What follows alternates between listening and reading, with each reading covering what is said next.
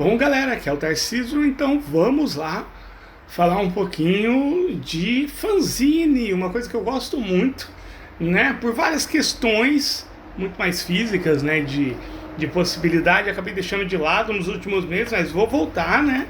Eu mesmo tenho o Arclax, que só lançou 3 edições, tem o Tosco, que já tem 15 edições, né? Preciso voltar com os dois, na verdade, né?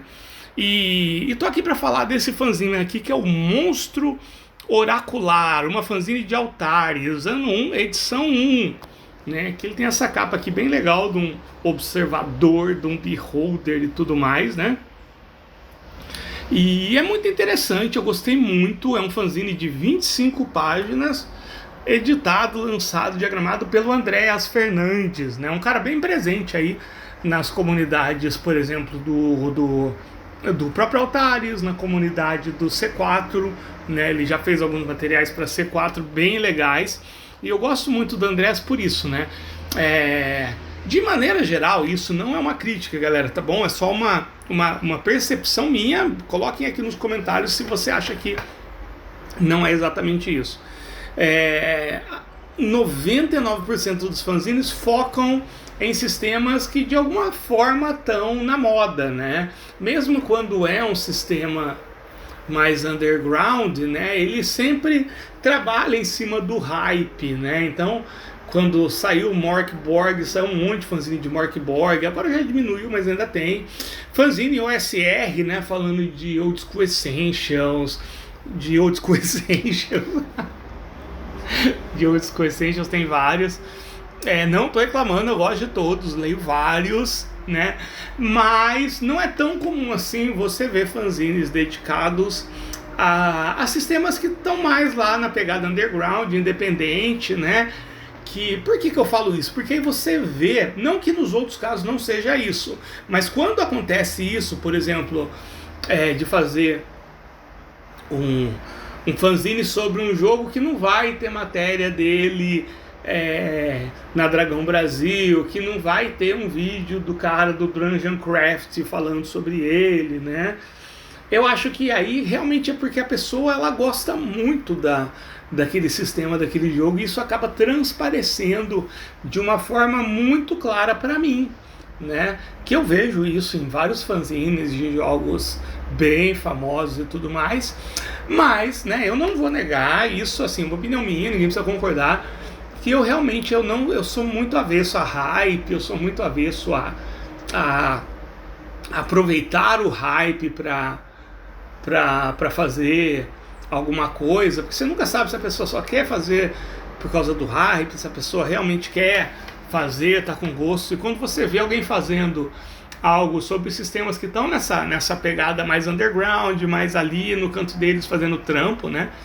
Então eu gosto muito. E é o caso do Altares, que é um jogo que ele teve uma repercussão muito grande, ele tem uma base de fãs muito grande, mas que ele tem essa independência, né? O Altares não depende de propaganda paga, o Altares não depende de pessoas ficarem postando o tempo todo numa rede social, né? Ele é um jogo que ele se alimenta pela própria qualidade que ele tem de uma forma muito natural. A prova disso o Andréas fez um fanzine de Altares, né? O que ele traz aqui, né?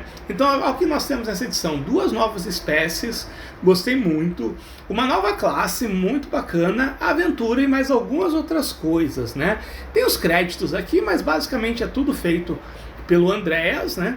E é muito interessante porque assim, o Altares é um produto da Coisinha Verde, de autoria do Thiago Junks, e esse material ele não é oficial do Altares, é um conteúdo de fã para fã. Isso é muito legal, muito bacana, né? Então aqui tem os contatos, só de lembrar que você consegue baixar o Altares, né, o jogo, lá no site do Coisinha Verde. Você consegue comprar a um preço muito acessível, não só o Altares, como todos os suplementos, né? Ele já tem um guia de aventuras e campanhas, e ele já tem um livro de aventuras, com várias aventuras, né, que é muito legal. E ele tem várias aventuras avulsas também, que você pode baixar lá no site da Coisinha Verde. Então vamos dar uma olhadinha aqui, ó, uma coisa bacana, né? O Andrés, ele é um cara muito muito claro nos posicionamentos dele. Você concorde ou não, ele tem essa qualidade que eu prezo muito, que é de deixar claro. Infelizmente, a gente vê muita gente aí no meio do RPG, aqui dentro e lá fora, que fica ali fazendo meio termo em cima do muro, sabe, tentando agradar gregos e troianos. O Andrés, ele deixa claro, ó, esse produto não se destina a pessoas intolerantes, preconceituosas ou que compactuam com qualquer tipo de pensamento fascista. O autor se declara abertamente como antifascista e repudia qualquer tipo de pensamento e atitude opressora. Legal, deixou claríssimo o que ele pensa, e eu acho isso fantástico, né? Não apenas por concordar com o posicionamento do Andrés nesse caso, mas pela clareza, né? Em um mundo em que fica tantas pessoas em cima do muro tentando, eu não vou falar isso porque vão me criticar, não vou falar aquilo porque eu não vou vender, né?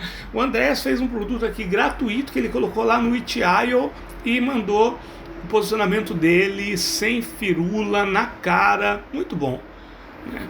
Aqui ele fala um pouquinho do objetivo dele. A gente tem uma aventura que é o Covil do Monstro Ocular. A gente tem um bestiário, que são os monstros da aventura, alguns monstros muito legais. E ele tem uma regra muito bacana que é para mercenários especialistas, né? Que não tem nos livros originais de Altares, que é para você contratar aventureiros, assim como os... Eu não lembro como é que é o nome, né? O Retainer, alguma coisa assim que você tinha lá no D&D das antigas, né? Não sei se ainda tem. Então, ó, novas espécies. Primeiro aqui você tem essa raça. Eu gostei muito dessa ilustração. Achei muito foda, na verdade. Que é os orcos, né? São humanoides robustos e altos, com pele áspera e tons variados de verde ou azul. Geralmente possuem presas do maxilar inferior protuberantes e afiadas, e um olhar feroz e intimidador, denotando sua ancestralidade feroz.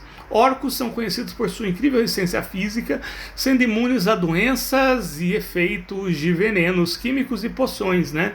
Então ele na verdade, ele é quase que aqueles orcs do Warcraft, né? Do World of Warcraft.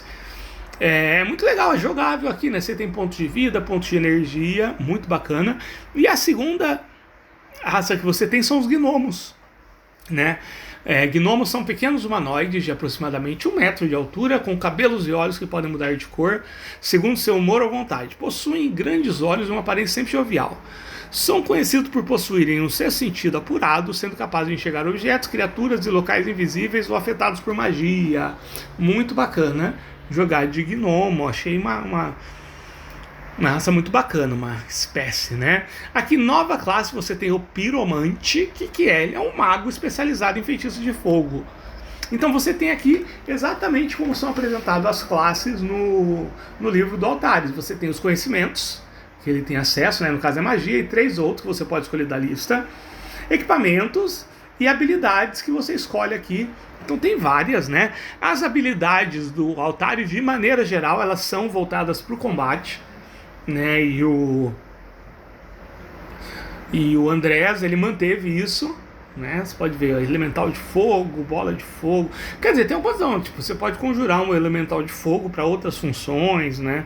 Criar uma parede de chamas. Então tem muita coisa bacana assim que funciona fora do combate também. E aqui as regras para mercenários e especialistas, né? Ele usa aquele conceito de ponto de riqueza. Não vou falar, você vai ter que ler e ir atrás. Depois a gente vai ter a aventura. Ele dá exemplos, né, de especialistas. A aventura aqui, muito bacana essa aventura, né? E então olha só, vou ler só o início dela, né? Os aventureiros chegam ao pacífico vilarejo de Valebruma para as típicas festividades ocorridas anualmente na região. Porém, ao chegar no local, são confrontados pela agonia e desespero dos moradores, cujos entes queridos foram sequestrados ou mortos por cultistas, servos de uma lendária criatura sombria que habita as ruínas ancestrais de uma pirâmide no topo de uma montanha próxima. Determinados a fazer justiça e resgatar velhos amigos, os aventureiros se preparam para uma jornada perigosa rumo às profundezas do Covil do Monstro Ocular. Então aqui tem objetivo, as cenas. Para quem não sabe, o Altares, ele tem um esquema de aventura que é diferente de qualquer outro RPG, que você já tem o determinado número de cenas que vai ter, o que vai acontecer na última cena. Então ele tem uma estrutura que facilita muito, né? Em cada cena você tem passos que você segue, que é elencar um desafio, colocar uma complicação e tudo mais. É muito interessante. E funciona muito com tabelas, né? Tem aqui buscando informações, NPCs, aqui tem descrição do bosque, né? Então é legal porque o Andreas, ele pegou essa estrutura do Altares, mas ele não se prendeu a ela, ele acrescentou umas coisas bem interessantes aí que eu acho que pode dar muita ideia para quem quer criar aventura, seja para jogar em casa mesmo ou para publicar, né? De alguma forma aí, como fã, no seu blog, alguma coisa. E eu achei muito legal a forma como o Andreas estruturou, né? Dividido em várias partes, ou seja, ele segue um pouco a estrutura oficial das Aventuras do Altares, mas ele expandiu elas de uma forma muito interessante, gostei bastante, né? E aqui você tem o bestiário com os monstros, né? Alguns monstros bem legais que você pode usar aí em outras aventuras, inclusive, né? E aquela criatura no começo, né, que eu chamei de Beholder, na verdade é uma cria oracular, né? Oracular. É uma cria ocular, né? Legal demais. E aqui tá o monstro primordial, né? Ele tem vários ataques especiais aqui, né?